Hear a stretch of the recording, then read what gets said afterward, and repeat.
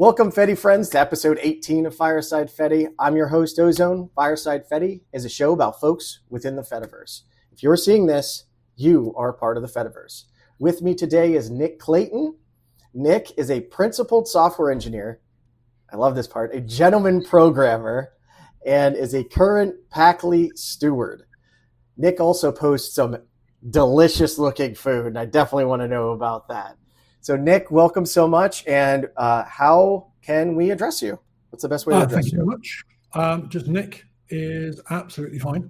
I don't know if the folks on the screen can see the collection of arcade banners behind you, but I've always, since I was probably about 7 or 8, ended up spelling it just with N-I-K, just because that's all you could fit on those old-time high school tables. That's why you go by Nik. Consistently at the top, and I just ended up spelling it like that. That's great. I love that. I was like, because I kept looking at that, I was like, that's a very unique way to spell a name. But I never thought of that. Yeah, I love my arcade marquees. I want to get more someday. And those have seen actual cabinets. Like when I bought those, my wife was like, well, why don't you get new ones? I was like, because they don't have history. Yeah, why would I want new ones? I don't know where they've been. I don't care. But like, they got the battle scars, right? Yeah. Somebody's put their nickels on those, or like stubbed out their cigarettes on those, or sort of right. thumped them in frustration. Yeah, and those might be older than me for all I know. Yeah, that's awesome. That's cool. I never thought about that. That's awesome. That's really interesting to hear. I like that a lot. So arcades were a big part of your life growing up. Yeah, and then I realized after my sort of first home computer, so growing up in the UK, you were either a Commodore household or a Spectrum household, typically. And so we ended up being a sort of a Commodore household. And I remember getting the first home computer there and probably playing games on it for about 6 months or so. And then certainly at that time, all of these home computers came with programming manuals. And I remember opening that up one day and having that sort of realization of, oh, wait a second, like you can just type stuff in and things will appear on the screen and you can sort of make it make sounds or whatever. And that was my hook into programming at that point, and then never really looked back. I love that. I mean, I had something similar, but we had a Tandy TRS-80, and it was the same way as I started playing video games off of audio cassette tape. Mm-hmm. Yeah. And then like that drove me into playing with computers. But what was your parents' goal? Was it just for entertainment, or was it like, we need to get a computer because everyone else is? And, Nik, who we left off the C, we call N-I-K. Was that their hope that gets you into that, or was that a nice side effect? I think it was probably more of a nice side effect. So my father at that point was working for ICL, which is sort of the UK version of IBM, kind of. Oh. And so was working with sort of computers day to day. But then coming back home one weekend with a Commodore VIC-20 at the time, so like 3.5K of RAM. Never need more than that.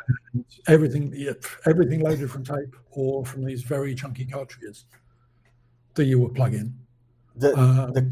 And yeah, I just sort of went from there.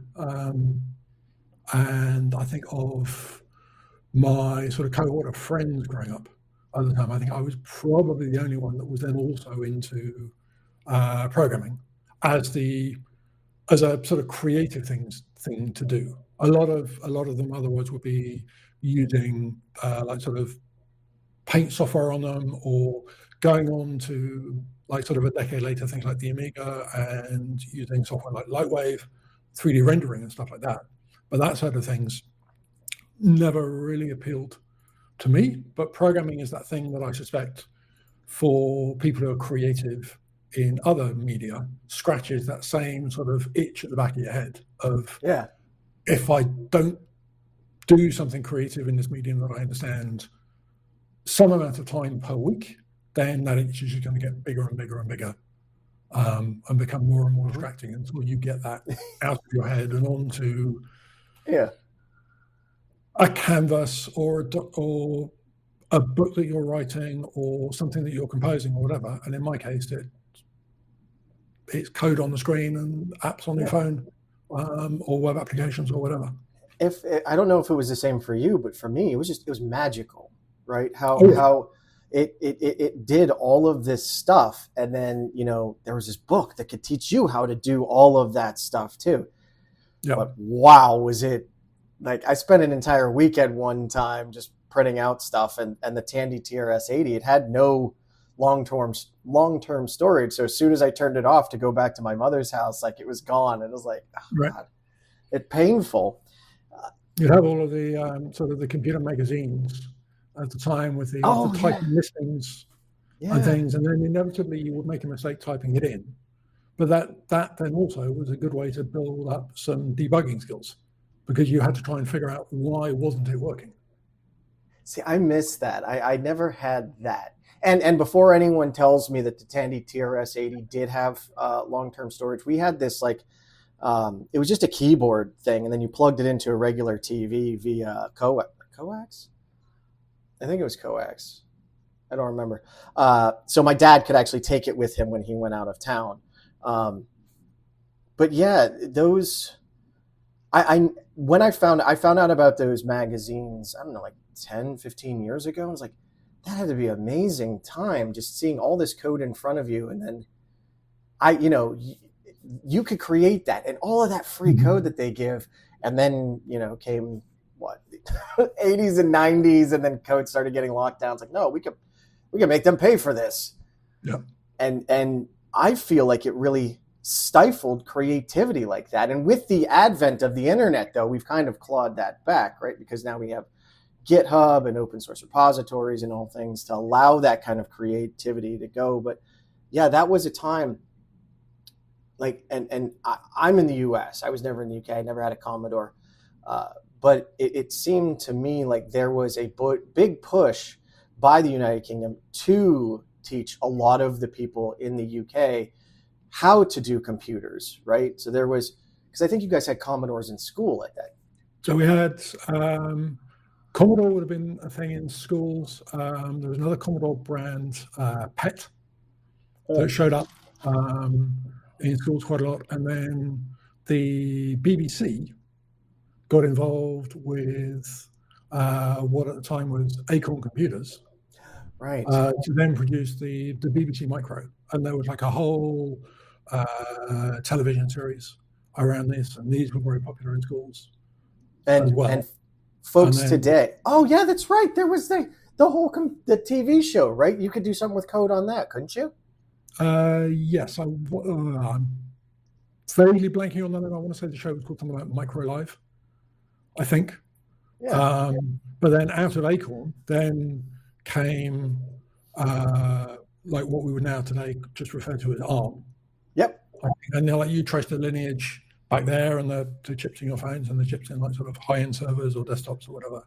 Today it's either typically like Intel or ARM. And it's like a British company done good and came out of all of that back in the 1980s. That's awesome. So that's how you started. How did you continue going with that? Did you go to school? Did you just have a passion and you just coded all the time? Did you go off? How did you get to where you're at today? Okay, so sort of the Cliff Notes version, I guess. So it became very apparent very quickly, I think, for me, that computer science in some form and software engineering, programming, was a thing that I was going to end up doing and trying to turn into a career, not knowing at that point that was going to be a thing. So in the UK, I sort of went through the fairly traditional school, college, and university route, which I think in the US would be like school, high school, and university, I think. And then took a slight swerve because the university that I went to at the time was quite unusual in that typically in the UK, you would have a 3-year degree, and they did a 4-year degree. But essentially the same content, but in the first 3 years, you would do 3 6-month internships throughout those 3 years. And your internship is essentially sort of a long job interview. Yeah. And the company that I was interning with in the third year, I'd been there about a week, and they offered me a job. I went, okay, this is interesting. It feels like the goal obviously was to get out of university, graduate, and then end up with a job. So You short-circuited. Achieve that a little bit early. Yeah. So I sort of went back to the university and said, this has happened. Can I like defer my degree for a year or 2 years or whatever, and come back? And they said, yes, you can. I think it was defer it for up to 2 years and come back and retain the course credits that you previously had and just carry on from where you left off. So I thought, okay, well, that's not much risk. Yes. So I sort of went and did that. And then to my mother's eternal chagrin, I have not yet returned and actually graduated. Because at that point, this was the early 90s in the UK. The internet was just starting to become a thing in the broader consciousness. So the first consumer dial-up ISPs were a thing. You were starting in a few places to see like sort of organizations realizing, oh, we need to have a website. And the company that I was working for had started as a traditional design company, had veered into CD-ROM design for a bit when that was the thing. And then one of the directors, who was very forward-thinking, had looked at this internet thing and had thought, this is going to be big. We need to be getting into this. And they'd hired me as their first like general we need somebody who knows something about the internet. And so I was working with them for a couple of years, designing websites for all sorts of companies, not the actual graphic design, because they had incredibly talented graphic designers for that, but what today we would probably call the information architecture for it, and all of the back-end programming. And then I was also the guy that was going into the meetings with the clients to answer like any technical questions that they might throw at us. So like there I was in my sort of early 20s and going into meetings in London with companies like Sony Europe and stuff like that, and kind of blagging it, but also actually like knowing the stuff and being able to have like sort of technical conversations and jump with in Sony. Hang on, but because you blitz through that, you're just like, yeah, I just did websites, for Sony. Like that's big. I remember like the first meetings where they had it was prototype PS2s at that point. Yeah.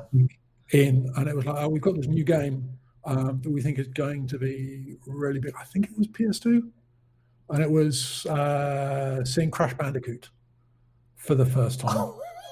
I think that was PS2. But yeah, and then that was like an insane time because like your early 20s, you can do anything. So I was working like 20-hour days and not really realizing what burnout was or whatever. But after about 2.5 years of that, that all sort of got a bit much. And what I've been doing at university as well, that was my first forays into open source too. So one of the projects that I'd worked on sort of on the side at university had been to solve a problem that the student radio had, which is the university that I was at was split across 4 different campuses, and the student radio didn't have a license to broadcast in the traditional sense. So they could only do induction broadcasting to one of the campuses. And so basically you're getting radio waves coming through your radiator or whatever in your hall of residence that can perhaps go 10 feet because they didn't have like the broader broadcasting license. Yeah. And I realized that the university had fitted all the student dorms with internet connections. And so I had this idea, well, we could put a computer in the student radio station because I would are friends with people that were broadcasting there, digitize the output, and then broadcast it across the campus network. And so through that, I then discovered technologies like internet multicasting, because I went and talked to the people responsible for running the student network, or the computer network at the university, who told me in no uncertain terms, no, like broadcasting this is not what you're going to do. Like you need to read up on this thing called multicast. So I did that. We got some sponsorship from a computer company in the UK for the hardware to go in the radio station and things like that. And through that got me involved with the FreeBSD operating system. Because at the time, your choices really were either FreeBSD or Linux as free Unix-like operating systems on PCs. So NetBSD was a thing as well at the time, but I think probably less well known. And of those two at that point in time, FreeBSD's networking stack supported multicast and Linux didn't.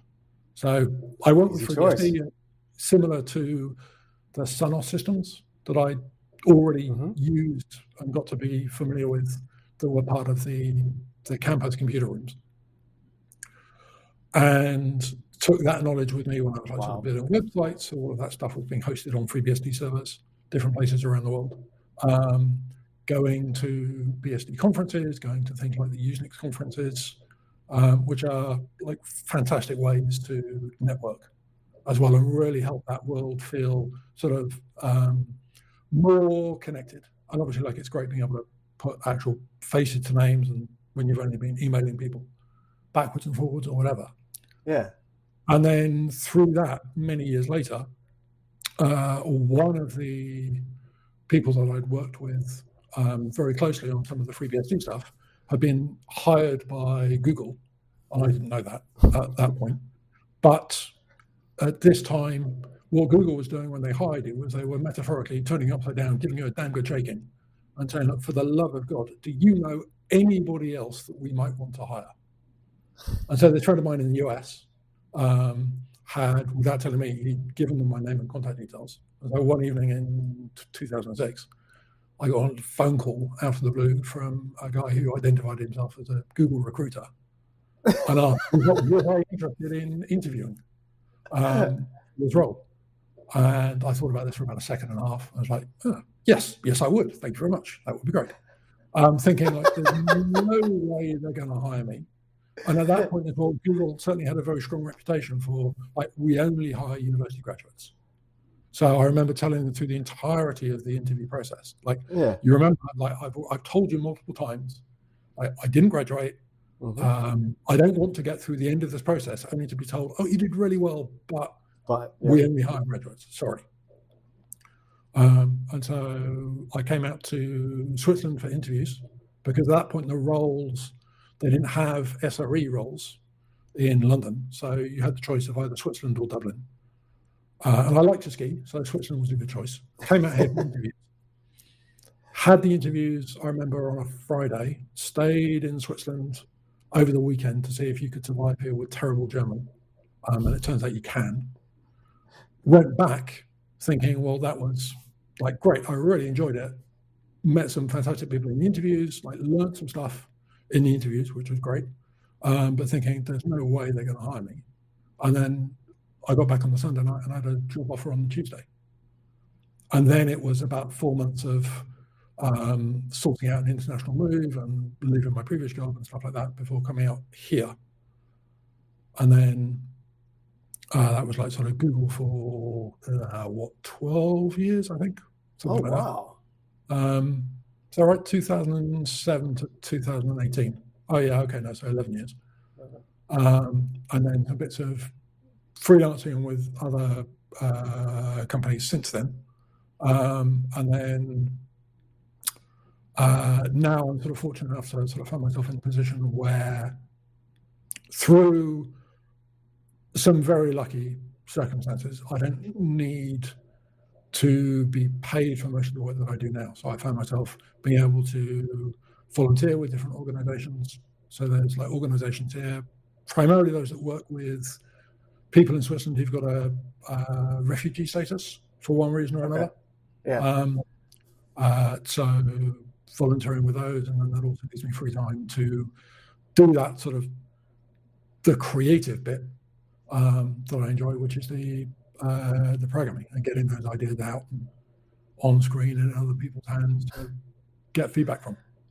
See, this is why I love talking to people right here, because Nick and I had like an initial discussion, and I don't think you ever mentioned Google, or really any of this. We basically talked about Packli, and then I have this whole list of questions, and that's why I've told people it's organic. I just want to have a conversation, and this is great. And for those that don't know, there used to be a time where Google was seen as kind of like a really good innovator and leader of a free and open internet. They had a logo that said "Do no evil." That's since gone by the wayside, and now pretty much any new project gets canned 6-9 months or something like that after release. But that's fascinating. Have you ever getting a little bit back on to Fediverse stuff, did you ever do social media before this? Did you partake in what was it, Google Plus or whatever? Yes, and was actually fairly closely involved with that, because for the first, I think, probably 4 years at Google, I was part of the SRE team. So SRE, Site Reliability Engineering. Okay. Yep. It's an engineering role, but you're focused more on making sure that the systems work rather than the features that those systems are providing to users. So, and the team that I was on ever since I had started at Google was the team for Orkut, which was one of Google's social networks that, for reasons that I don't fully understand, had become massive in both Brazil and India. Oh. And it was in this very weird position, I think, within Google, where you had millions upon millions of users, huge amounts of traffic.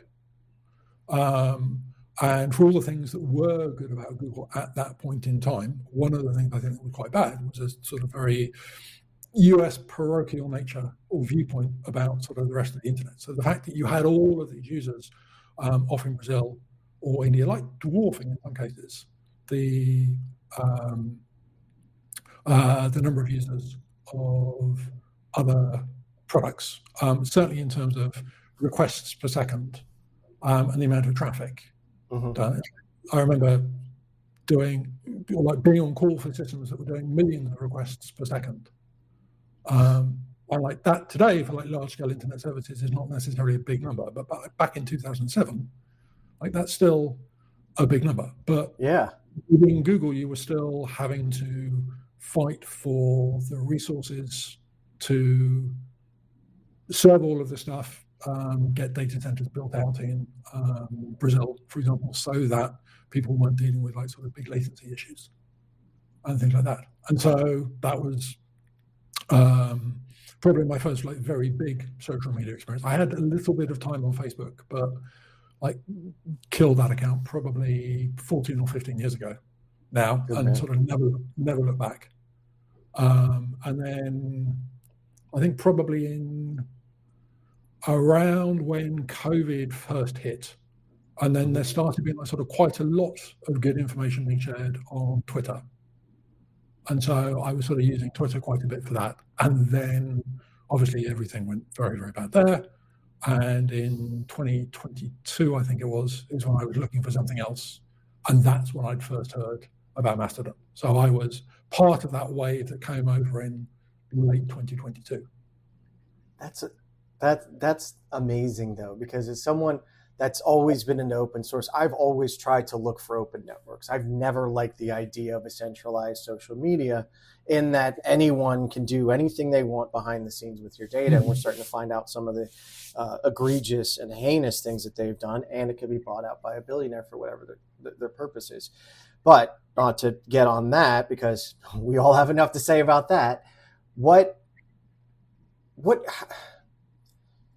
So you have an incredibly unique history around this, which is very well suited to mentor new people trying to come into this. You've seen the backside of Google, right? You've seen how these things work. And as much as technical people like to fiddle with the tech stuff, this is a social network.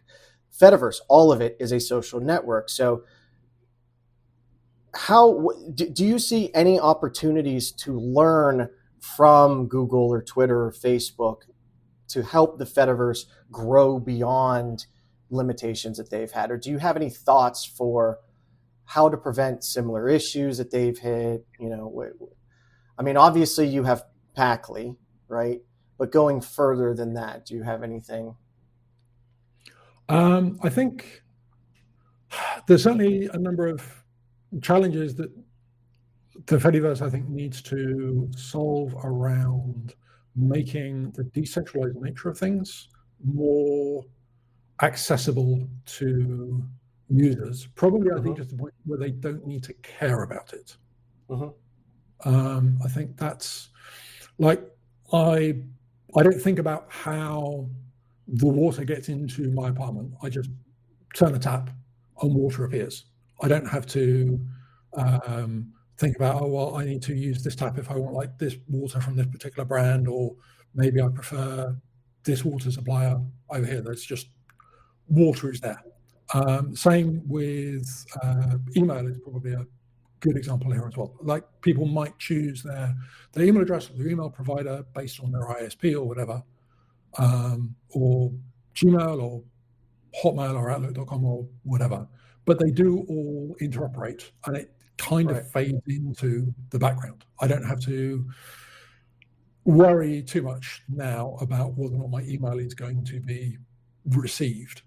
Certainly that didn't used to be the case back in the late 90s, when spam was first sort of kicking off, and that was something else that I was doing. So I spent almost 5 years working for Citigroup in their inbound, outbound email systems, part of the team responsible for those, and being primarily responsible for Citigroup's inbound anti-spam systems.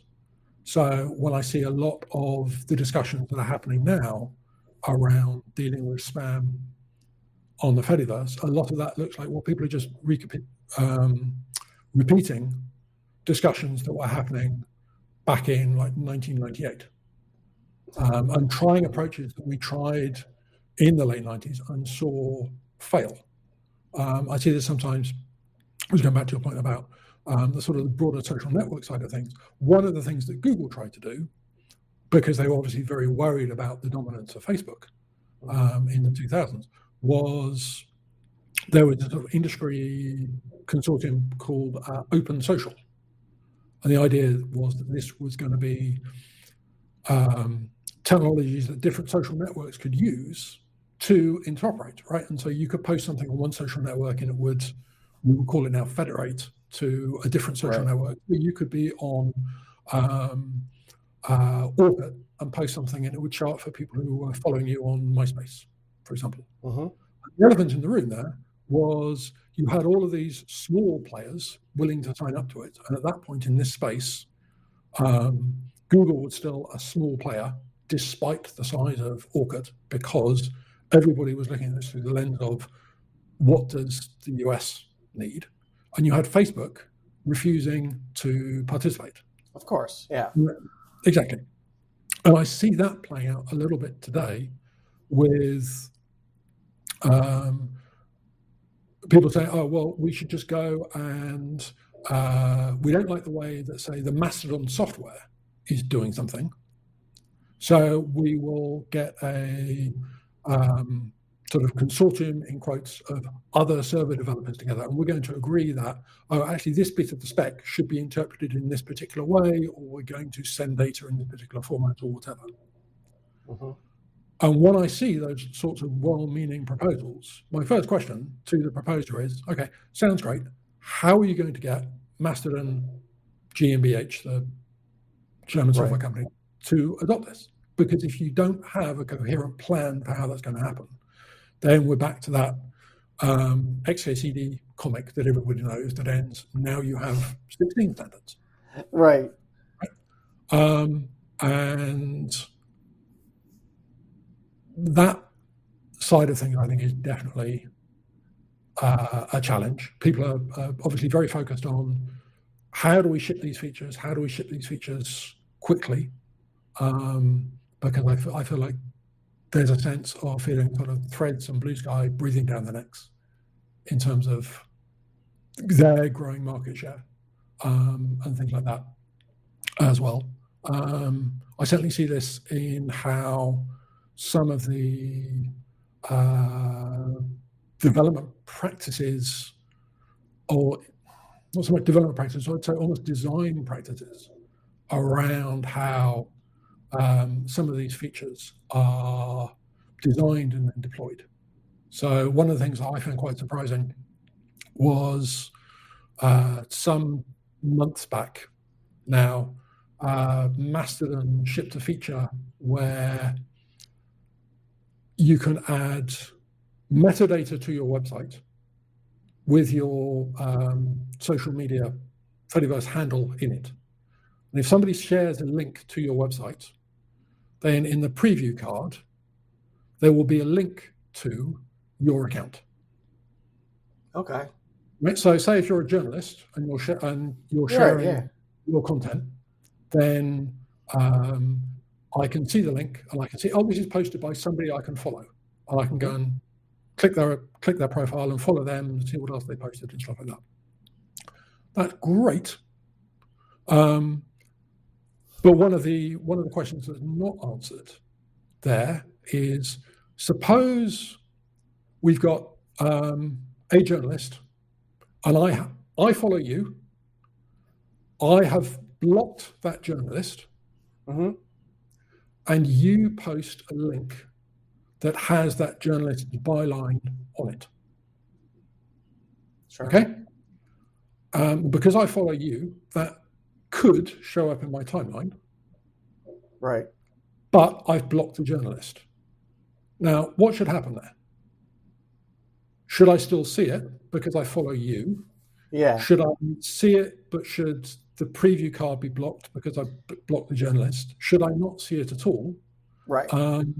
And through conversations with the Mastodon developers, I discovered like questions like this just weren't even considered.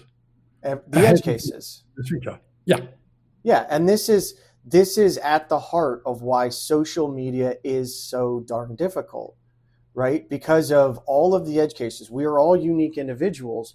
I might want to see it, and you might say, no, I don't want to see it at all, ever. Don't even give me the option to. Yeah. And because we're two different people, I'm like, well, that's censorship then, right? To me, that's censorship. You should at least make the choice, not Mastodon making the choice or whatnot. Or you would say, don't shove this down my throat. And this is why this kind of thing is so difficult. And then even if you give someone the choice in the settings, every single option you add doesn't just add another layer of complexity. It could add exponential complexity.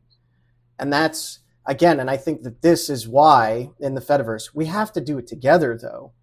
Right? You can't, it seems like Mastodon is obviously the biggest player right now. And Eugen has been pretty open about, not being the next Google or Facebook, even the benevolent dictator. But it still takes everyone working together. But then everyone working together slows us down, which then we fear the competition, which is a decentralized, centralized network that is gaining traction. And that's interesting. Like, I haven't looked at any of that through that type of lens. I mean, I'm not going to Blue Sky. I've never been on social media up until the Fediverse. I had friends telling me to get on Facebook back when I was in college. I was like, I'll create an account. I'm never going to use it. And then I deleted it. And I tried out Google Plus, never did that. Twitter, I checked out a couple times, but that's gone. But I absolutely agree. Lowering the barrier to entry is how we get people on board, and making it seamless. Like I'm starting btfree.org, which is trying to be a way to talk to, say normal, not technical folks that just want to use it as a tool and not worry about the background.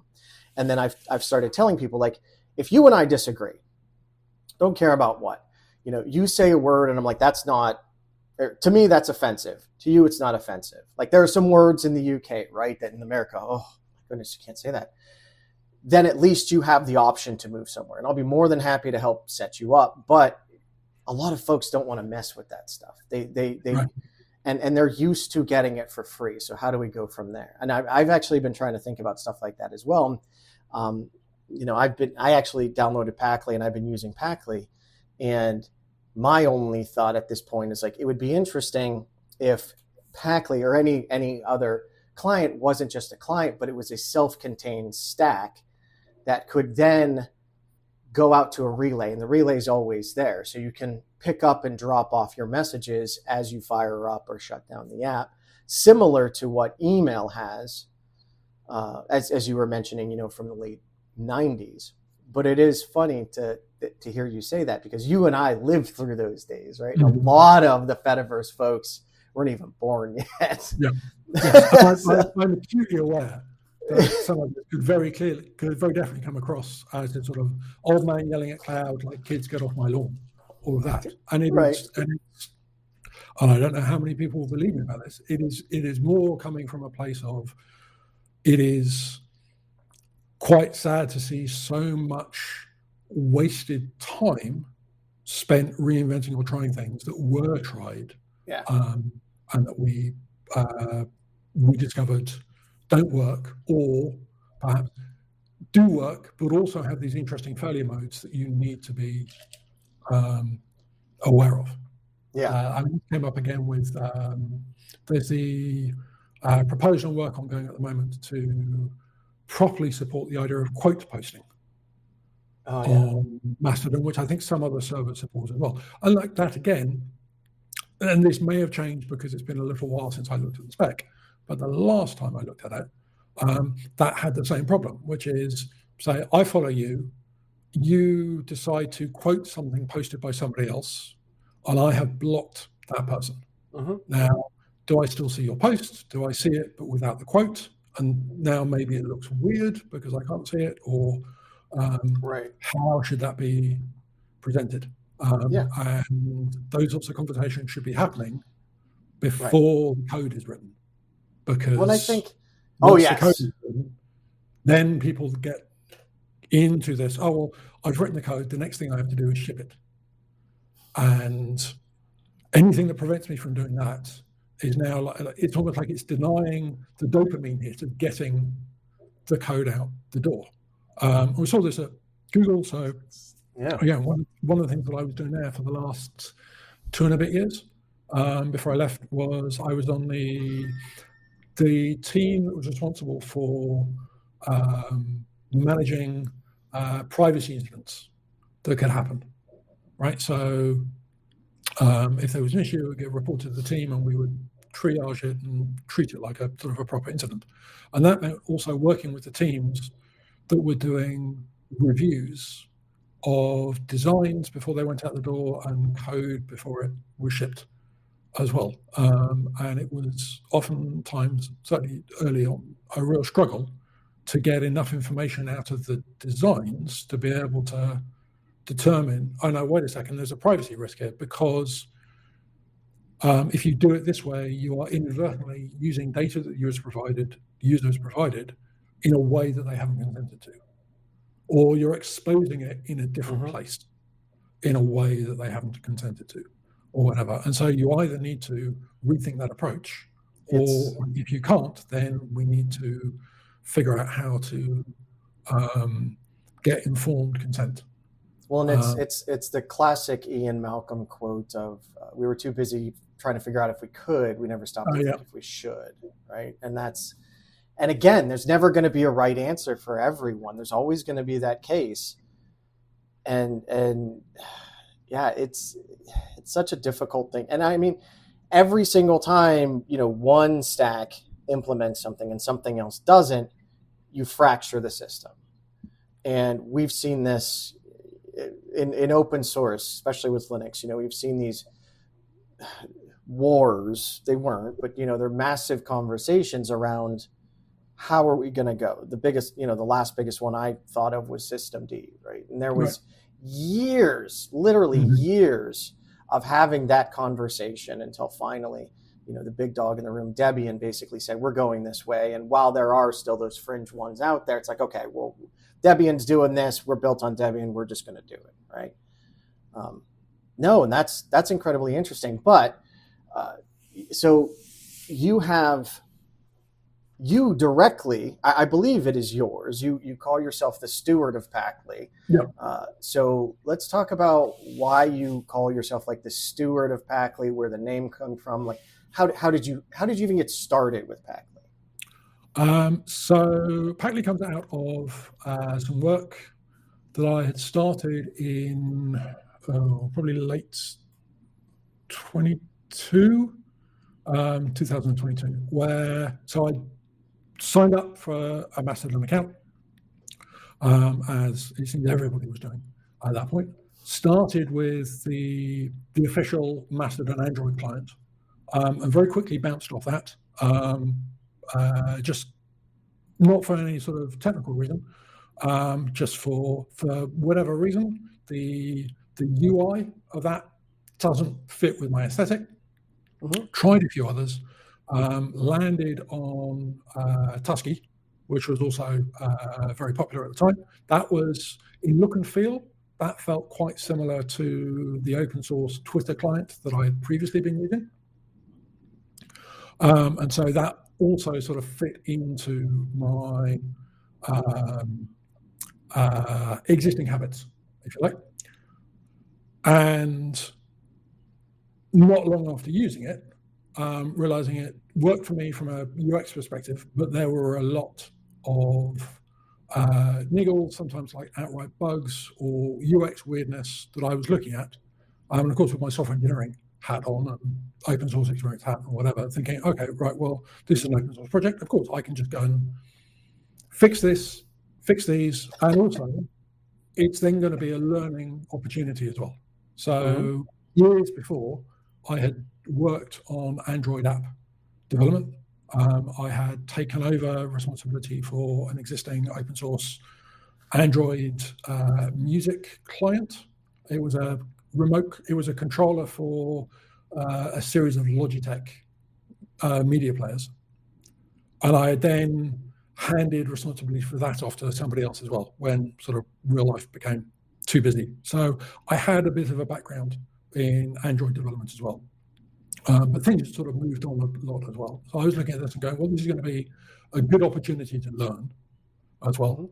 My sort of into the project was the way that I sort of will often get started with larger projects is I'd identified a number of things that could very easily go into the frequently asked questions list. And so like I sent a PR that updated the FAQ and started talking to people involved in the project, and then started fixing either things that I had discovered and were personally annoying to me or bugs, or things that other people had reported. So like I remember there was an issue where if you were viewing an image and you were viewing it full screen and you could do the whole like pinch zoom to zoom into it, and sometimes you would do that and then the image would kind of stick on the screen and you could no longer like scroll around it and stuff. Okay. And like that bit me repeatedly. And it's one of those things where you just look at it and you go, I've got to fix this. Like it's just like this itch that you have to scratch to do that. And then was doing that through most of 2023. For reasons that are sort of quite long and involved to go into here, but are all written up on my website if people actually care. I parted ways with the Tusky project in around, I think it was August 23,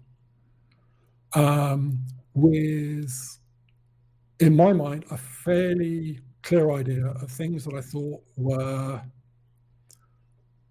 project failings.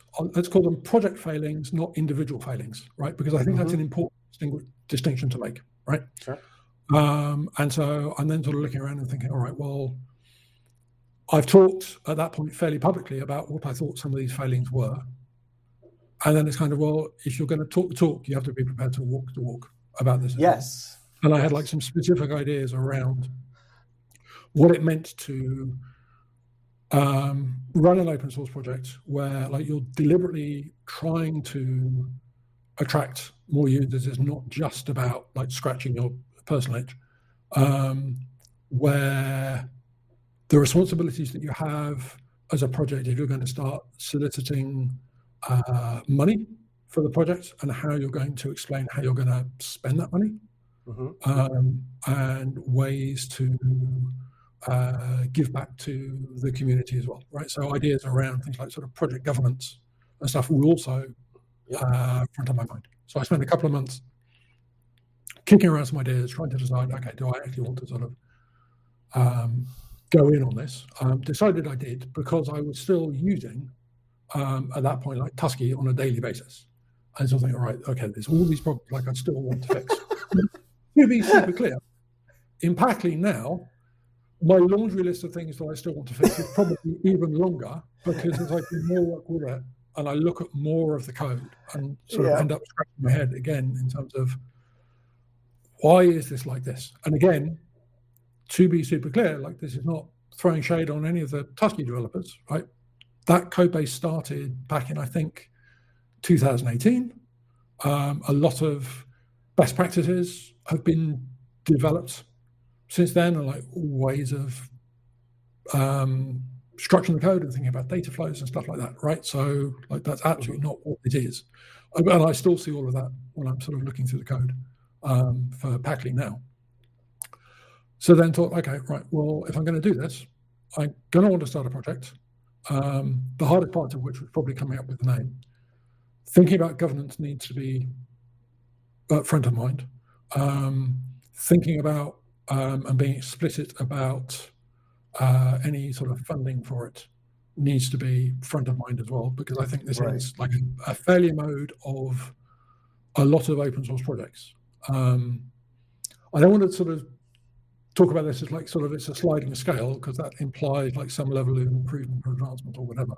But I do think like a solo dev project where it's very clear that like any donations are going to just fund that developer or buy them coffee or whatever, like absolutely fine. Bigger projects, corporate sponsorship, all of that money coming in, like they've got the processes, or they should have the processes for that as well. But it's where is that transition point between a solo developer who's like happily just like sort of hacking away on it on their own, versus trying to or wanting to create something bigger. And if you want to do that, it's much better to have the foundations for that in place as soon as possible. So, so at the moment, for example, Packli, like the project doesn't formally accept any donations directly, because I'm working with the Nivenly Foundation to put in place policies for both expenses and grants that will then talk about actually how that money will be spent. Because I feel like if you are going to solicit money from people, you should be able to tell them how that money is going to be spent. Right. And like that was like one of the founding ideas for Packli. So like a concrete example of what I want to do at some point in the next 12 months is host an intern in the project for 3 to 6 months to work on some very specific ideas that I've got that I don't have time to do. But that would be a paid project. There would be deliverables associated with it. I would need to be able to commit a certain amount of time per week to mentoring and reviewing code and things like that. Like, so you can't just go into that sort of half-cocked. There needs to be thought and work that goes into that as well. And that's where things like getting Packli under the umbrella of the Nivenly Foundation and their cooperative model was very important. Because again, I could either have done that myself and set up an association here, but again, that is time that is taking me away from other things that I want to do. Right. And I don't think like people say this enough either. That's very much not one of my areas of expertise. And like it's a common failure mode for people to then go, oh, okay, right. Like especially like old white guy. Oh well, how hard can this be? Right, I must be able to go and do this as well. But I've got skills in this area. They must be transferable, right? And of course, that's not the case. No, and I've come to realize that too. Like I used to, again, as a techie person, I go out and about, and like they have the little kiosk units at restaurants and things and I look at it from that IT point of view, and I never realized I looked at it from that IT point of view of like, wow, the interface on this thing is really crap. Why would they ever buy this? And then as someone starting a business, it's like, yeah, I've got an accountant because I realized how stressful it is to try to figure out all of that myself. And you can eventually get there. But like what would take me 2 weeks takes her an hour because she's used to it, right? So you outsource those highly technical things that you are not familiar with so that you can do what you are best at. And that's what Nivenly is for you. That's interesting. Yeah, we'll have to talk so about that. That's sort of where that came from, which then also is why I try and sort of style this as like I'm the current steward of the project. Success would be at some point in the future being able to hand that off to somebody else to steward for a period of time, and then they can hand that off to somebody else as well, right? This whole like sort of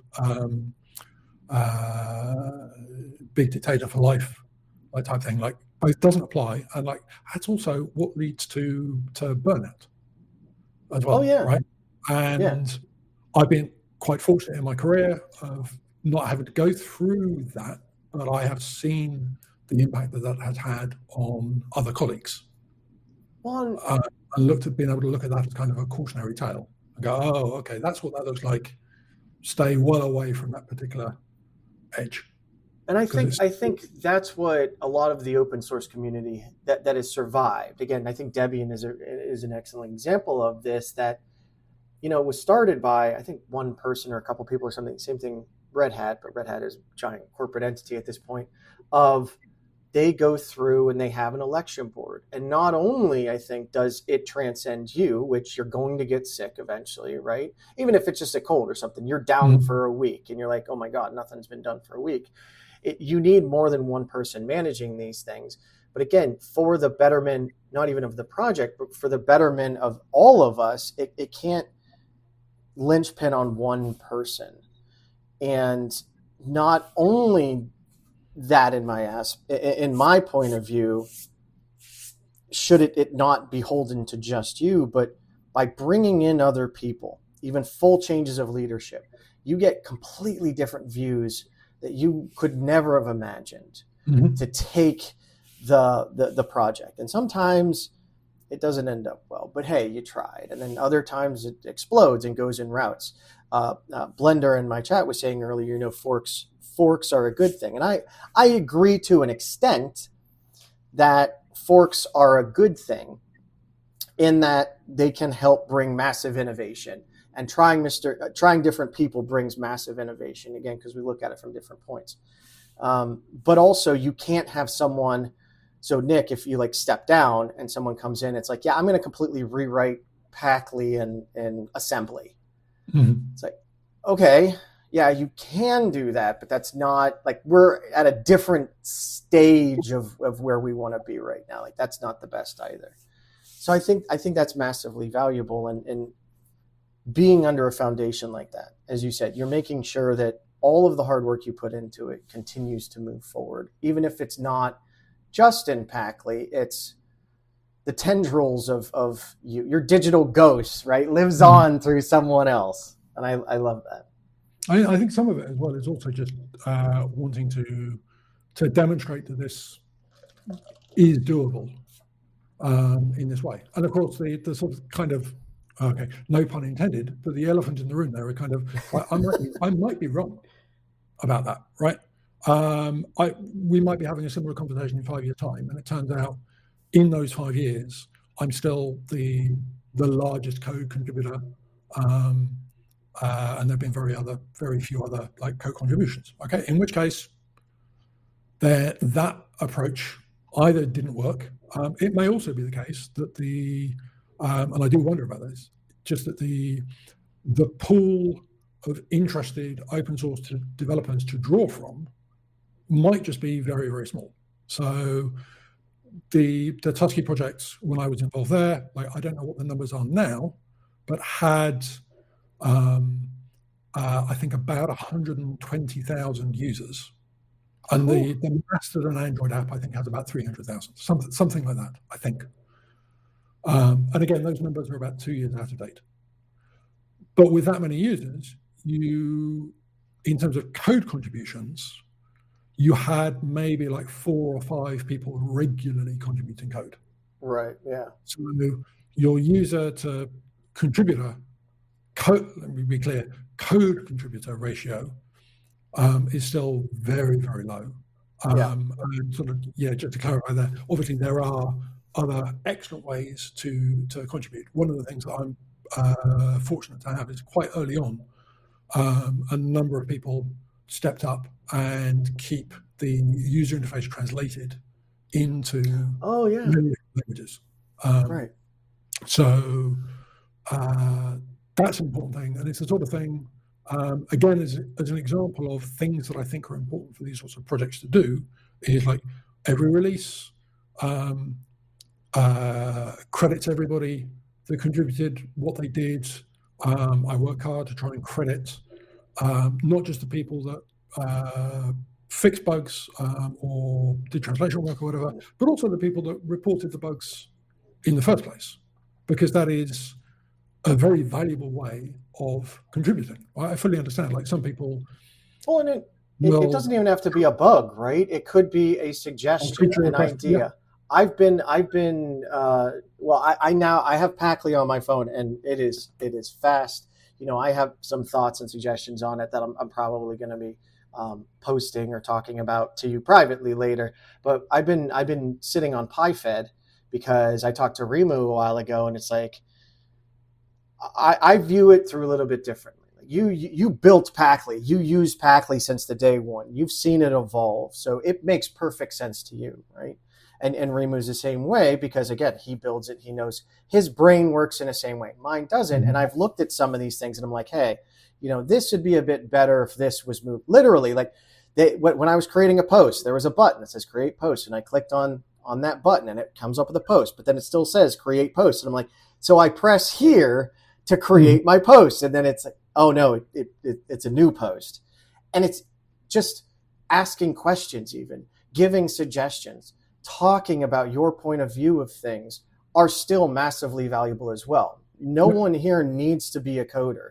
Packli needs a community of all kinds of people, right? And every single person that interacts like that is valuable and should feel valued. Yeah, no, absolutely. I would say probably 50% of the new feature development is based on suggestions from other people. And probably 50% of it is me using it and getting frustrated because it doesn't work the way that I want it to. Or like, so there's a feature that's in Packli Current, which is kind of the beta version and will be in the next release at the end of this month, where previously, if you wanted to add a description to an image or a video or an audio file that you would attach to a post, you would have to know you had to click on the attachment, and then a menu would pop up, and then you had to tap the menu entry that said edit caption, and then you would get this sort of quite small window in which to actually sort of put the caption, and then you had to close that dialog box and so on. Now, as soon as you attach a post, within the rest of the UI for writing your post includes an area for you to type the description directly. So it saves you multiple taps.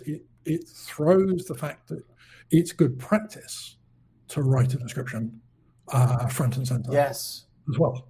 And like, I have no way of knowing if this is the case, but my hope is that things like that will drive small changes in behavior. People will find it like that a little bit easier to add these captions. That's something that I'd struggle with on almost probably weekly basis in terms of trying to make decisions about some of these new features, UX changes and things like that. When it comes, literally what you're talking about is this accessibility, making it easier to allow accessibility even, right? And that's certainly part of it. And I've been very fortunate where there are a number of people who use packli who have different levels of accessibility needs, who have been a fountain of like sort of suggestions and things that could be made easier. Because that is a thing that I'm in the very fortunate position I do not need to use those particular assistive aids. And so those aren't the types of things in the user experience that are bugging me on a day-to-day basis. So having the feedback from people who do actually use it is super helpful. Yeah. But I mean, one of the challenges is there is very little telemetry from packli. The reason why I say very little and not none is because if you've installed packli from the Google Play Store, then one of the things I think that Google does, and I have no control over this, is if packli crashes, Google provides telemetry about that crash.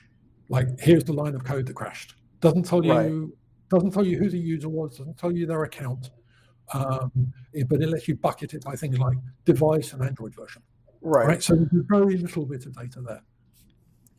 But I don't have any information on things like how many people install packli and within the first week go and change one of the preference defaults from off to on. That's a good point. If I had that information, I discovered 90% of people turn this preference from off to on, I would probably use that information to go and change the default for new users to give them a better experience.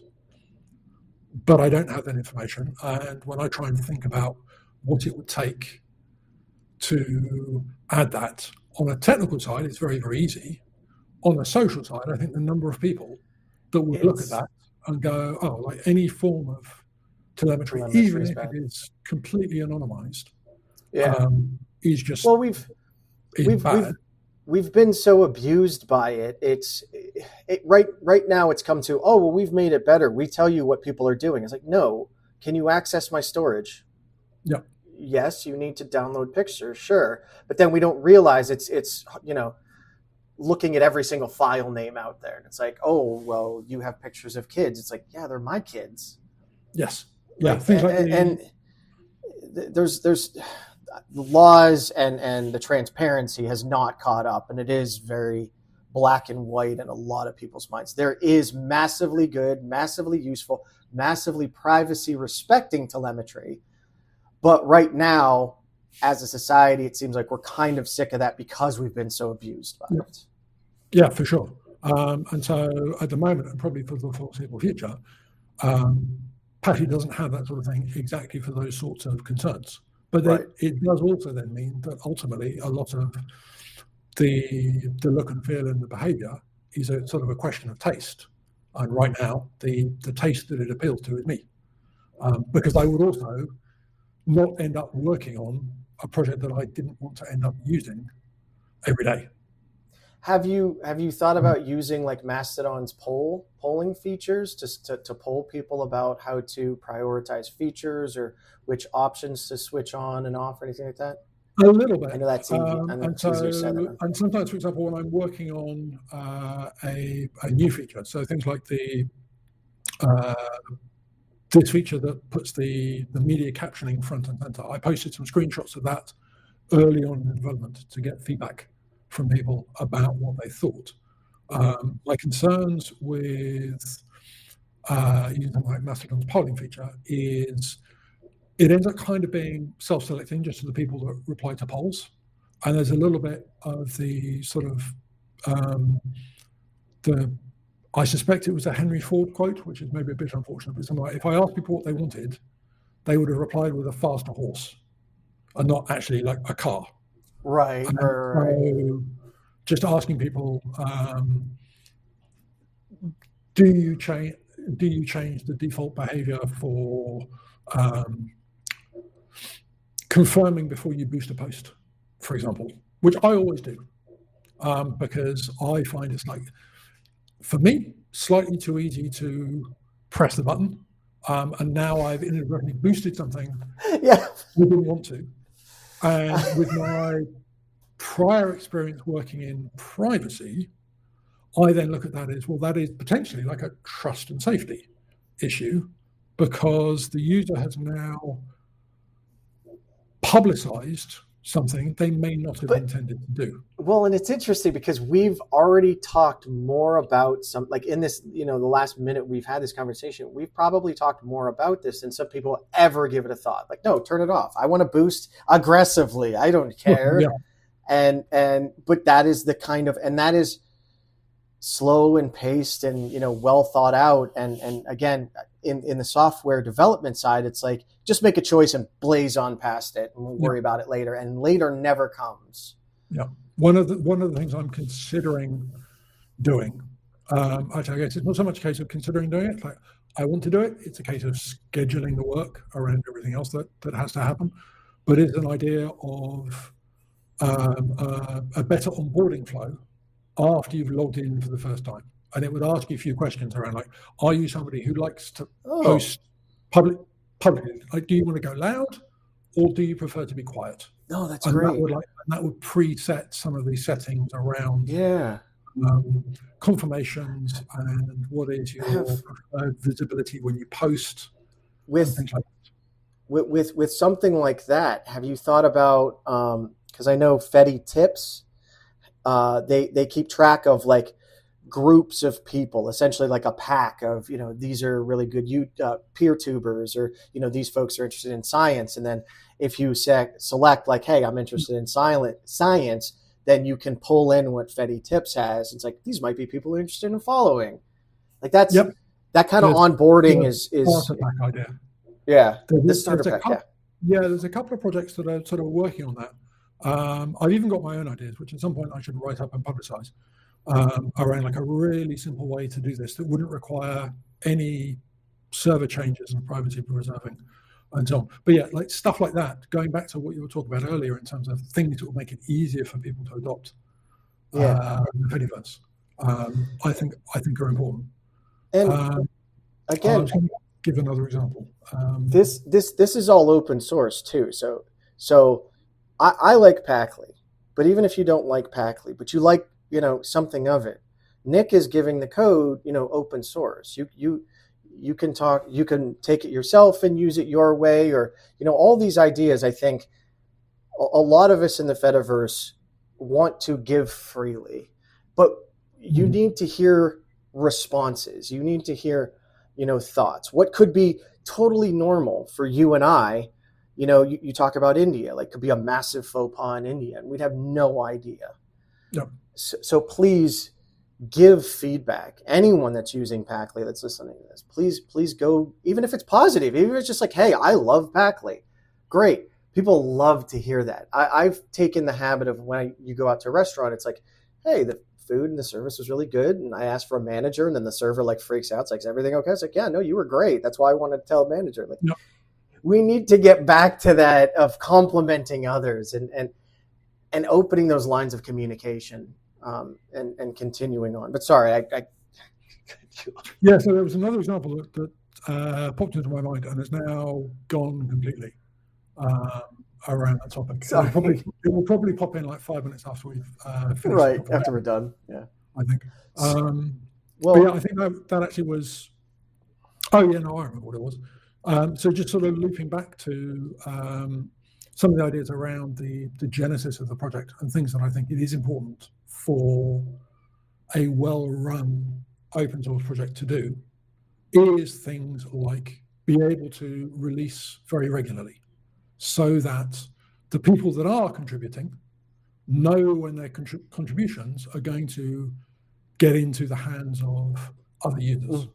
Right. I think there's a lot of projects out there that release on an ad hoc schedule. Months might go between releases, and then from my perspective as a potential contributor to a project like that, I look at that and go, well, my PR might remain languishing for weeks or months, and then it's more months before anybody actually gets to use it. So my incentive to contribute has gone down.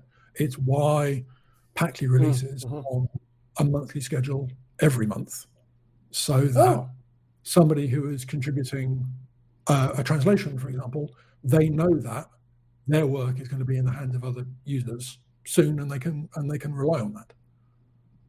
That's awesome. That's great. I love that. Even simple things like, and I'm sure when I say this, people will be able to sort of dig out instances of where I failed to do it. But I try and make sure that, for example, like every bug report is like the first thing you say to somebody like, when they report a bug is like, so you apologize because they've encountered that bug because they were trying to do something, right? And the software has got in the way. And I saw this a lot with, I think last year, around the middle of last year, I think when there was the last like sort of big flare up of people complaining that Mastodon was not providing enough support and controls for people who were being harassed online. Mm-hmm. And I saw a lot of the conversation around that. And one of the things I observed was a lot of people talking to people who were describing how they had been harassed, the types of harassment that they had seen, the sorts of controls that might be put in place to deal with that. And the responses were, a lot of them very technical in terms of, oh, well, we would need to do this to the software, or the federated model just doesn't make that possible, or whatever. Now, all of that might be true, but also it's failing to hear like sort of a key part of what this person's telling you, which is like, I have just had a bad experience using your software. Right. And like it's basic good manners apart from anything else. Well, it's human. You want to connect to the person on a personal level, and then after we do that, then let's worry about going into it. Like, I mean, in anyone that's done therapy, like I have a therapist I talk to weekly, and it's a lot about how you feel first. We are very emotional beings, so let's address that. And I think apologizing, maybe not even necessarily apologizing, but connecting to a person on that level. A lot of GitHub repositories, you post something and someone will come back with, oh, you followed that wrong, or you didn't check right, or this, or it's like, hang on a second. Let's humanize it. And we're all busy, right? But the reason, and I literally said this yesterday, you're making Packli for you. You saw a need, you wanted to make something, but it is there to be used by other humans. It is for humans. It is not just some code to go out in the wind, and you want to make it as human friendly as possible, right? Yeah. And I think to your point there as well, I think a thing that I cannot stress highly enough, and I see this as a failure mode, especially in like, I think more, I was going to say junior developers, and I do mean that just like developers who have less experience, right, of like writing software and thinking about software, is you are not your code, right? If somebody says like something nasty about Packli, right, or anything else I've written, yeah, that's not a comment about me. Yeah, right. I just like I'm not going to get. Yeah, you don't have to internalize it by that. You see this in probably similar things where I would describe it as people making their choice of software or their choice of Linux distribution or whatever, like part of their personality. And it's kind of like, don't do that. Like there's better things you could choose to make part of your personality. And it's like, and it just leads to this sort of needless fighting over which distro are you using, or which are you using, Mastodon or Misky or GoToControl. We try to get to the source of the problem as quickly as possible without humanizing it, right? And it goes both ways too. Like if someone does bring a post like that, and then developers like, okay, well, what are you using? Don't get offended by it. That's also that's not a youth. I've been trying to post as much as possible on PyFed, as I've told people, is to try and build up that amount of knowledge. Like, yes, I could go Google it. That's not the point. We're in the Fediverse. Let's build the Fediverse. And I asked a question, and someone really literally responded to me, that's a stupid effing question. And I responded back to them, okay, I understand. Just to let you know, it's really rude to say it's a stupid effing question. So why don't you give me some constructive criticism instead? Like, yeah, for sure. And I think that's probably one of the biggest differences I feel like I've seen between I'd say like corporate software development and open source software development, where on the corporate side, feedback on like sort of design documents or like PR review and things like that tends to be in my experience, less personalized. Sterile. I call it sterile. I have been informed numerous times by my coworkers that when I send an email, it comes across like I'm talking to a person.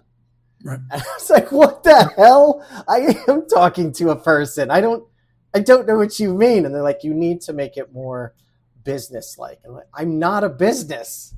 Right. Yep. I'm a person. Yeah. And of course, I mean, this is the thing as well. It's like everybody's got different preferred communication modes. Like trying to figure out what it is and having them mesh is like a whole other topic. And we make that even more difficult for ourselves when so much of this communication right now is mediated between small text boxes of 500 characters or whatever. Like there's very little room for nuance there as well, or even just an assumption of good faith, right, around a lot of these topics. And again, there are obviously instances where you can safely assume that the other person is not operating in good faith, and you see this with like online trolling and harassment and stuff like that. So I'm not talking about those sorts of situations, right? But it's, I don't know, like something it almost feels like people become, for some of these projects, quite sort of quick to take offense for feedback about, say, like a piece of code, and again, like assuming that it is about them and not the code. And this is something that, and again, like to be clear, we're all human, absolutely. Like sometimes somebody will say something about something I've written or whatever, and I'll look at that, and you get that brief moment of, or hopefully brief moment of, what did they just say? Right? I like start typing some furious response, and then you do have to, hopefully, and again, only human, I'm sure I've failed at this multiple times, but try and take that step back and just go, wait a second, like, who is going to be helped by this? Right? Absolute best case is like, write it out and then delete it. Like, get it off your chest and then go, all right. Right. Somebody's got to be the bigger person here, right? Or even not just the bigger person, just like keep this back onto something more constructive. I mean, what I've gotten to is I just let it sit, whatever it is. If there's like an email or, a response or something, just let it sit for a day. It's not going to disappear. A person, if they expect immediate turnaround, sorry, you got to wait. I took that as you were a dick. But normally when you come back to it, a lot of times it is not as offensive as you originally realized, right? You might have been in a bad mindset, or the way that you added a tone to text, which text has no tone, which makes this so difficult. You cannot convey like sarcasm, right? And sometimes we imply sarcasm ourselves to text that shouldn't exist. And just let it sit, give yourself a day or two, come back, try to look at it with a clear eye. And then if it's still offensive, then take action. But or like you said, write up an email, take your time writing it, response, and then just delete it. Throw it away because... like, find other ways to communicate, like whether it's instant messaging, pick up the phone if you can, like say, we should have a video call about this, like, because we're clearly like talking past each other or whatever. So let's figure that out. And that's probably more difficult in a lot of the open source space maybe than it is in the commercial space. But like it is what it is. People are people. You need to obviously the whole like a common failure mode though is still, I will try and solve these social issues with technology. And it's like, that's not going to work.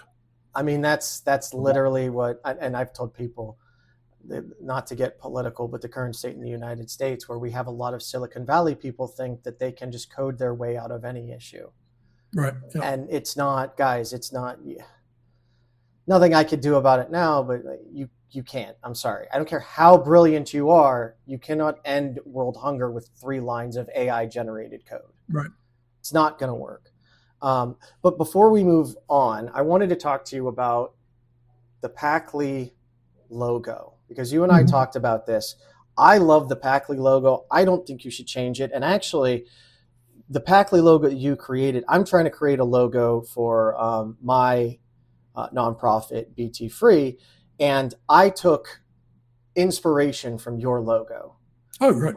In order to, I hired a designer. No, yeah, that's how much I really like it, because so if just to let folks know, on the audio version, you should go look at it. In my opinion, it is a square blue background with a orange P, but the P is broken up into 3 sections. And because you explained this to me, let me know if I've gotten it right. Is the left side of the P is like the elephant's trunk.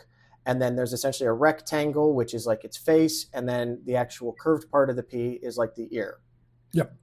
And I think that meant, I love clean, minimalism.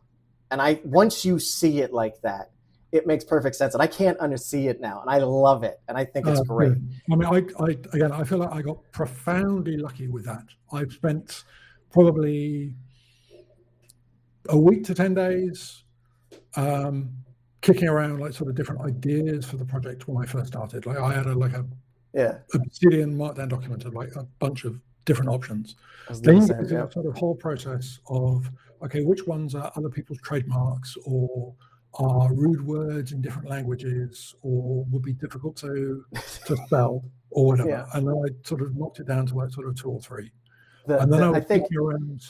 I think you referenced when we originally talked to the classic Puckman issue, right?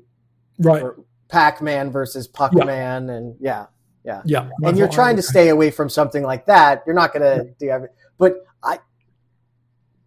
this is great. Yeah, and then this was right around the time, I think, or maybe a little bit after, that Twitter had this whole rebranding to X, right? And it's the mathematical X symbol, and I was looking at other characters in the same character set and then saw the P. And then almost immediately then saw like, oh, what trunk and ears. Oh, okay.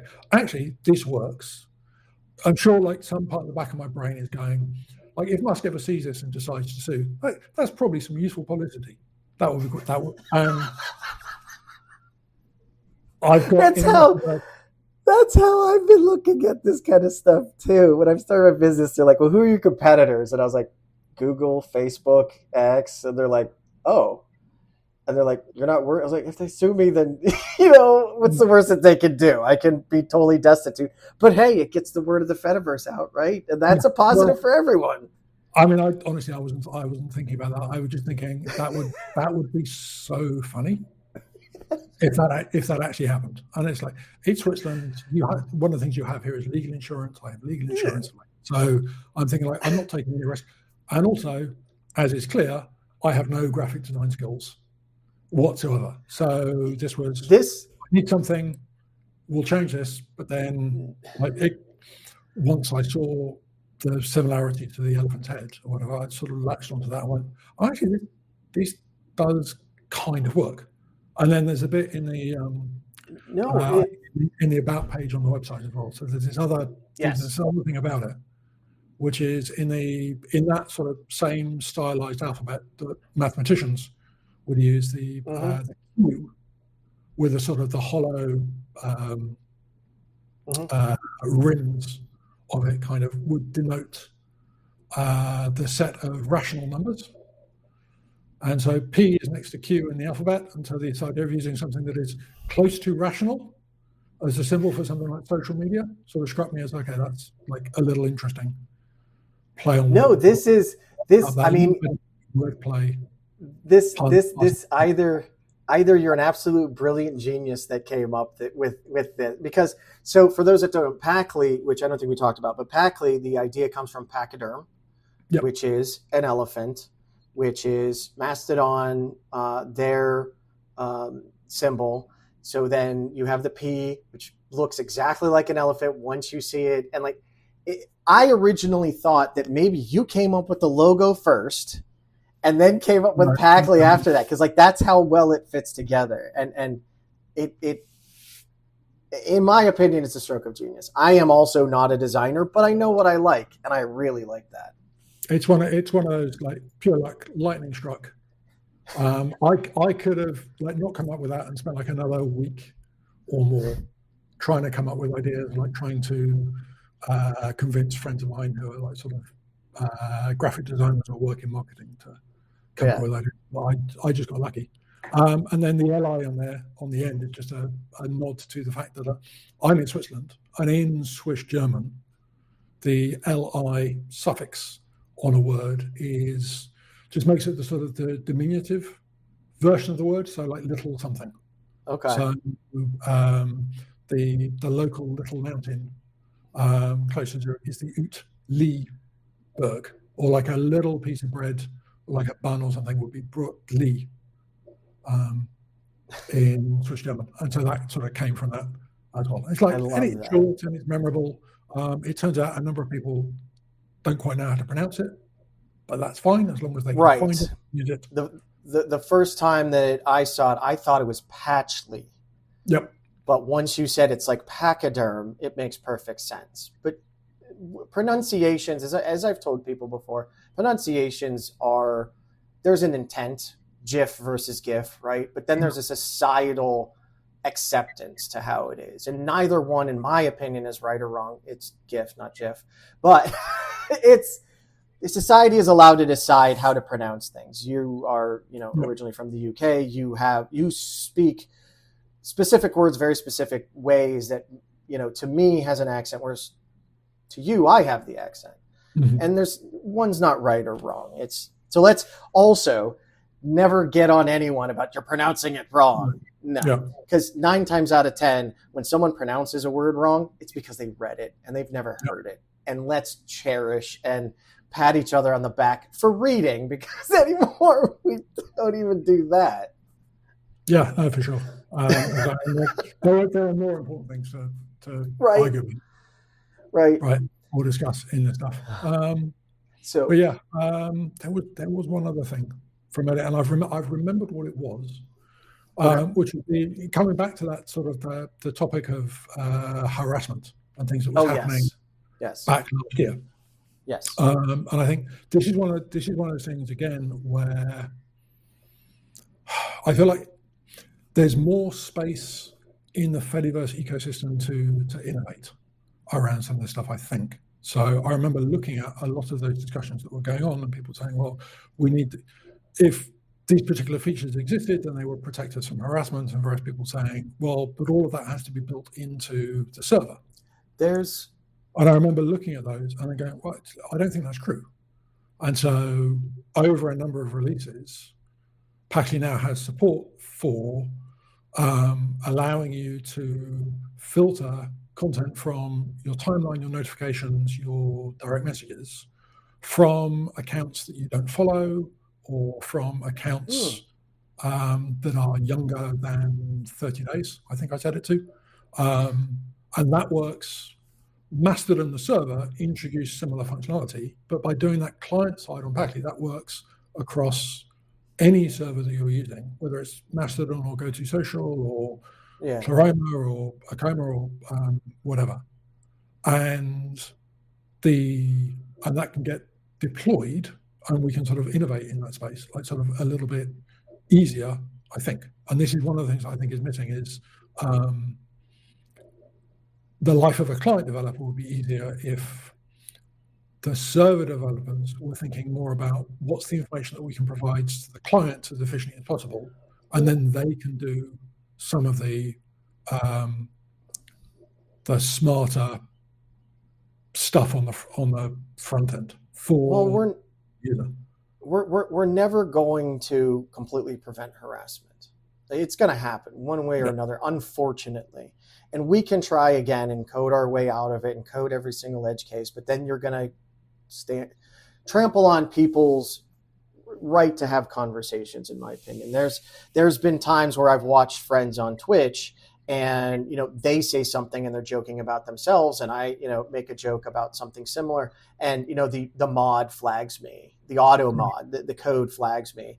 And they're like, I don't know why that flagged you. And I was like, because, I said CUNT or something like that. And it's like, but they're from Australia. That's like calling someone a buddy or a friend.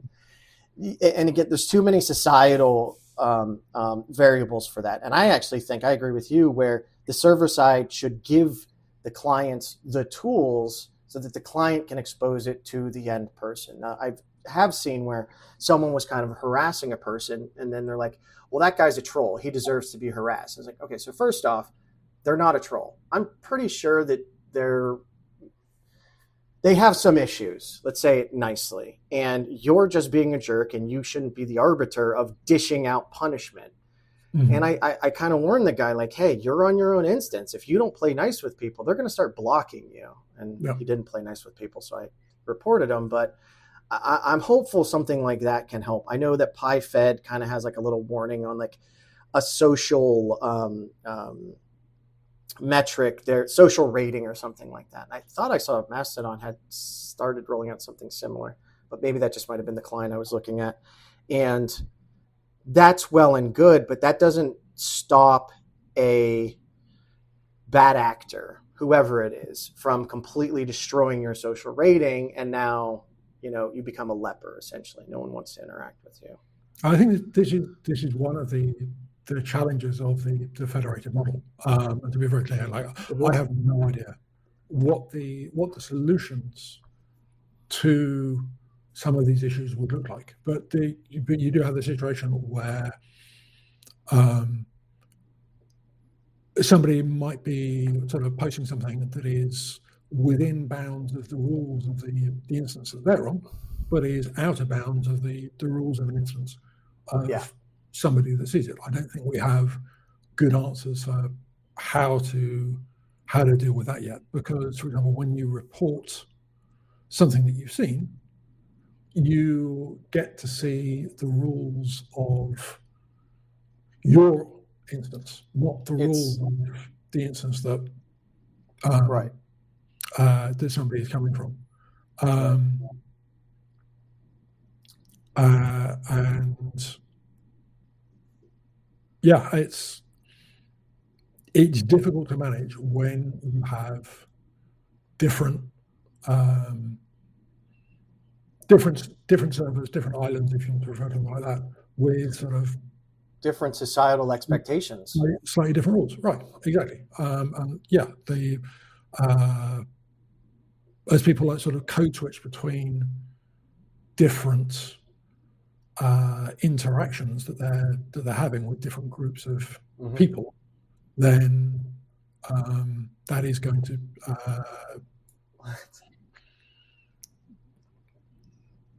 it's difficult, as your Twitch example demonstrates. It's difficult for like purely automated systems to that. And that's there was some awesome like glasses that were AR and that allowed was it a Chinese speaker and I think a German speaker to talk to each other, and they were speaking in their native language and it's translating. And again, my whole thought the entire time is, yeah, that's cool, but like you when I worked for Red Hat, we were not allowed to take cases from Japan, not because they couldn't speak English or it was because they have very specific social constructs when it comes to business. And it was very easy to, not apply those. And something, again, like the whole Silicon Valley can answer all of our questions is you can't code for every single edge case. Yep. And that's going to be weird. International wars started because the glasses said you said one thing and really you meant another. And I don't see human aspect being taken out of those kinds of things. And really that's where a lot of this lies. Beha, I don't know if you know Beha, Lemmy instance, they started posting whenever someone posts from bhop pops up and says, hey, we know Lemmy instances have these terms of conduct, but be aware that bhop folks are used to a little bit more compassion and empathy, so please be cautious on what you say. And it's like, that's great and all, but if someone's going to poke a bear, they're going to poke it even harder now.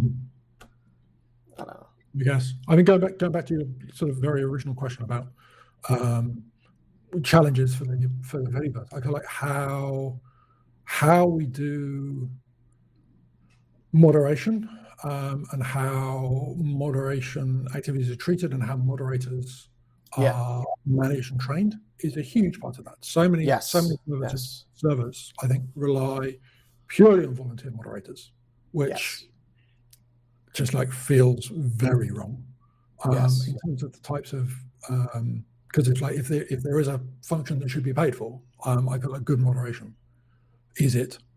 There's no guarantee about like any sort of level of training that they might receive, and I think even people can legitimately have very different approaches to what they think the role of moderators on a server is. So I saw something the other day which gave me pause for thought. And I haven't quite finished thinking through this, so this might be a little bit incoherent.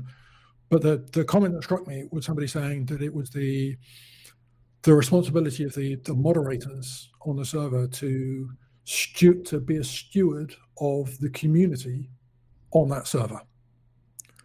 And this was sort of related to somebody else that I'd seen talking about how moderators had the power on the server. And I remember sort of reading that and scratching my head slightly and thinking, well, that feels almost exactly backwards. It's like the community should, as far as practical, be the stewards of the community on that server.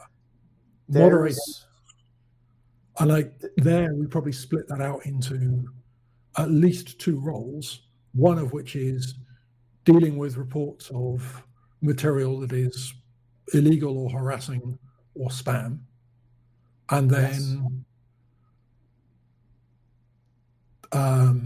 what would then hopefully be much less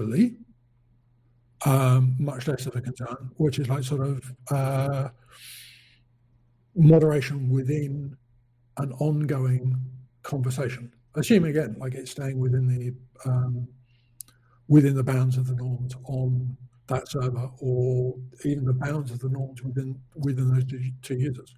This, I think, is something again that comes up. We talked about earlier a little bit about people choosing the server that they're going to be on and looking at that as like a technical decision, or like, oh, how many other users are on there or whatever. And this is not an idea original to me, but I forget who to credit it to, so apologies for that.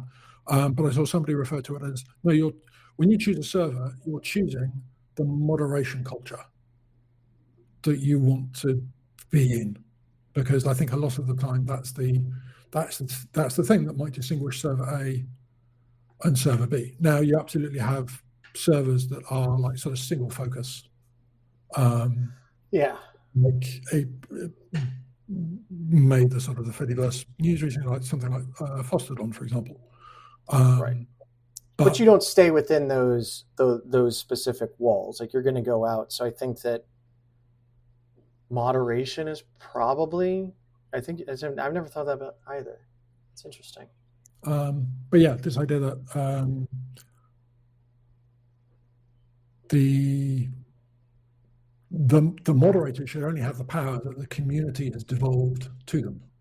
Right.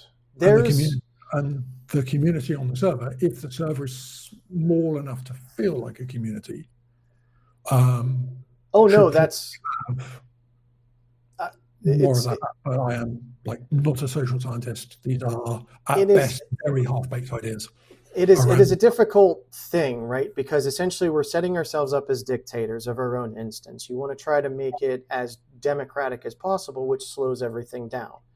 So I've thought about that too with PeerTube. Like, if I open up a PeerTube to numerous folks, I'm looking at a moderated instance most likely, but there's still going to be times where, because one of my friends he loves watching YouTubers that do guns. They do gun tubers, and it is very engineering wise. It's very mechanical. It's how this works, that works, but then they also shoot the guns. And there's some people that are just like, no, absolutely not.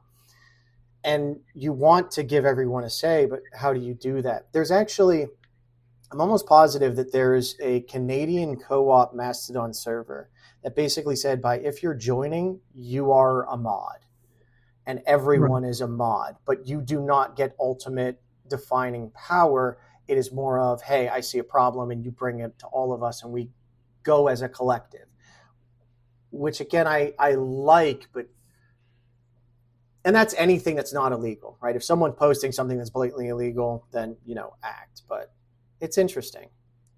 It's definitely, it's funny to think that the code part at this point is easy. I was about to say it always is. I think it's not necessarily always is, but it's generally always easier. Yeah. Than the social side of things. And again, I cannot stress enough. I know very little about relevant research in this space. I'm quite certain other people who know a lot more about this than I do have done work on this. And actually, so if anybody is watching this, either sort of now in the future and knows of any of this, do drop a link, because I think that would be that'd be great, quite useful to again not recapitulate mistakes that other services in this sort of space might have made in the past, I think. Excellent. All right, so now for the real reason I asked Nik here is to give him an opportunity to win a prize of a lifetime. Our prize today is infinite Monopoly money to use on all of the very useful stuff that big tech is pushing out. I'm looking at you, AI, at the moment. We see you, AI, how useful you are. We thought about unlimited credits to use on GitHub's Copilot, but I figured you like your sanity and want to continue to tell AI to refactor its code 100 times. I don't know if you've recently seen the... I saw that. That was brilliant. Right. That was so efficient. The part, like, at the point in sort of 2018, after Google sort of quite got to that point, so I didn't get to experience stuff like that, but I can absolutely imagine the environment in which something like that would happen, and I can imagine the engineers just doing that through gritted teeth. Oh, it was that's great. And, So, are you ready for the quiz, Nik? Yes. All right. Favorite movie and why is it Spaceballs?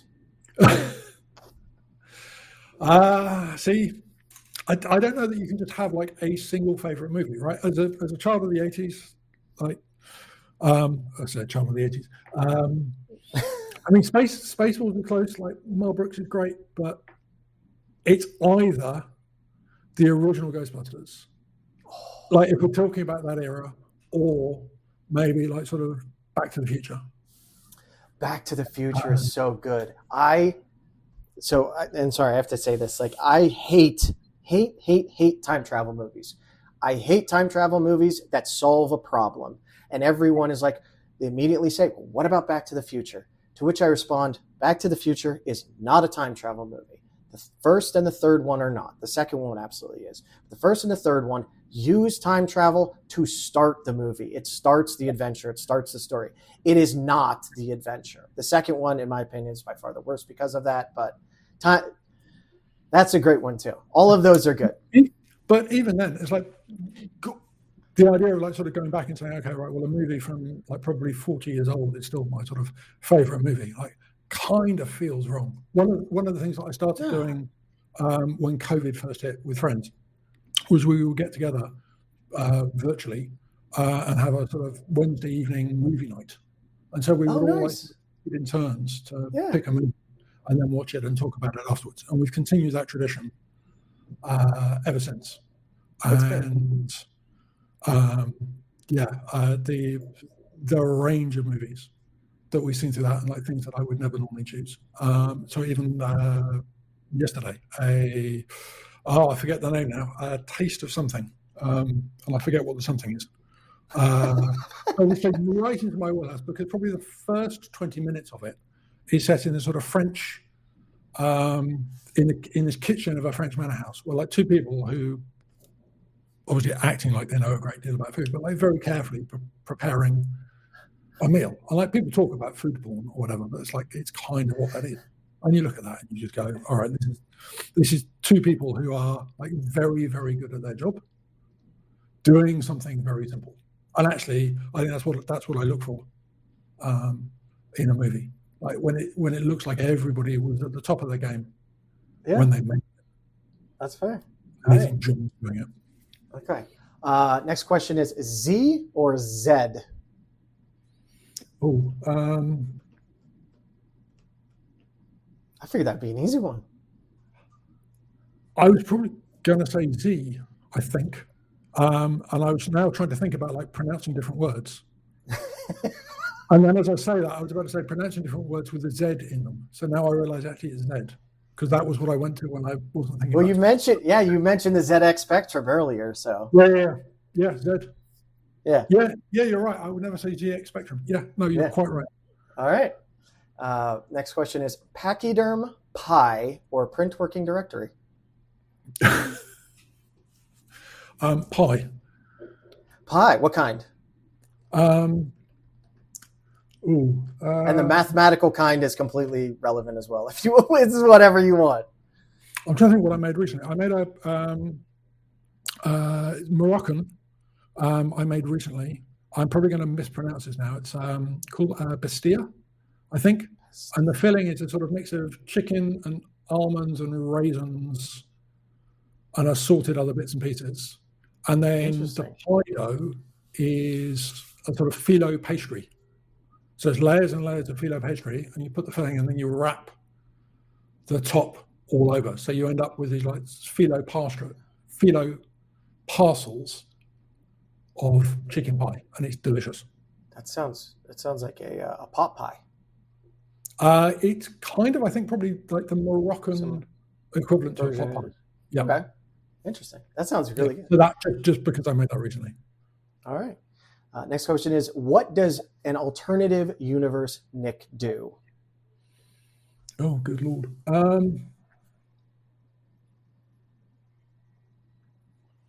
That's really hard because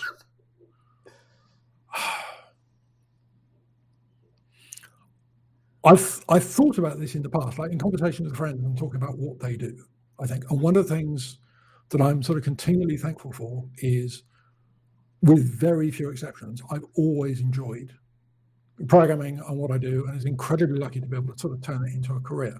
And there are other things that I enjoy doing for different amounts of time, but there's nothing that sort of scratches that itch of like creative coding and getting something out in that way. So okay.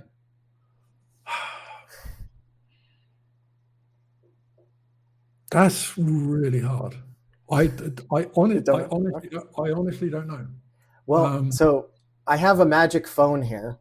It's a interdimensional phone, and I called out to a random universe, and I spoke to another Nik, and oddly enough, he told me that he is an elephant whisperer, but that elephants really only have two things to talk about, and that's peanuts and how much they hate mice. So I'm not sure I really believe him. At least you guys have that in common.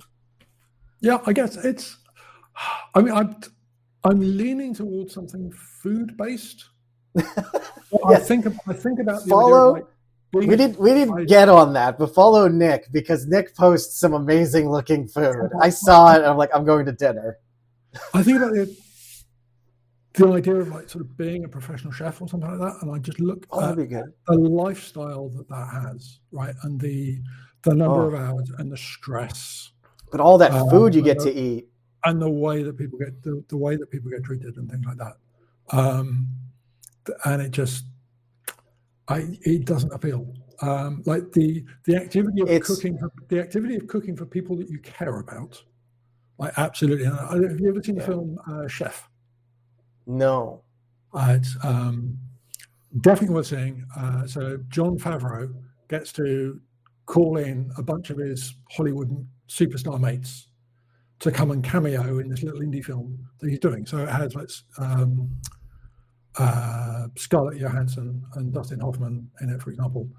And like there's a scene in there where he is just cooking this like very simple pasta dish for Scarlett Johansson. Okay. And I love Jon Favreau. That dude has such an amazing sense of humor about himself. Like he's one of those guys, it seems that he's like, okay, I've made it. I'm just going to have fun with it. And you can tell because most people know him from directing. You know, he's directed some of the Marvel movies. Mm-hmm. And he just seems to have a lot of fun with it. And that looks good. Yeah, I'm going to have to check that out. Okay. Yeah, that's worth doing. But yeah, no, I feel like doing all of that stuff professionally would probably suck a lot of the joy. Oh, they're militaristic. It's insane. When I've been coding professionally, it's never sucked the joy out of doing it. Like other parts of the job might have done, but the actual have you ever tried talking to an elephant though? You might have a knack for it. Elephant whisperer. Yeah, elephant whisperer. Next time I'm in Bali, I might give that a try. There you go. All right. Next question is spring, summer, fall, or winter?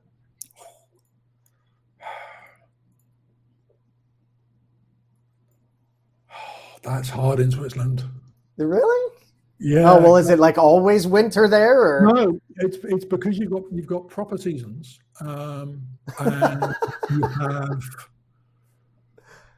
And it feels like a proper progression through the year, as there are like different cultural things happening and different things to look forward to through the year as well.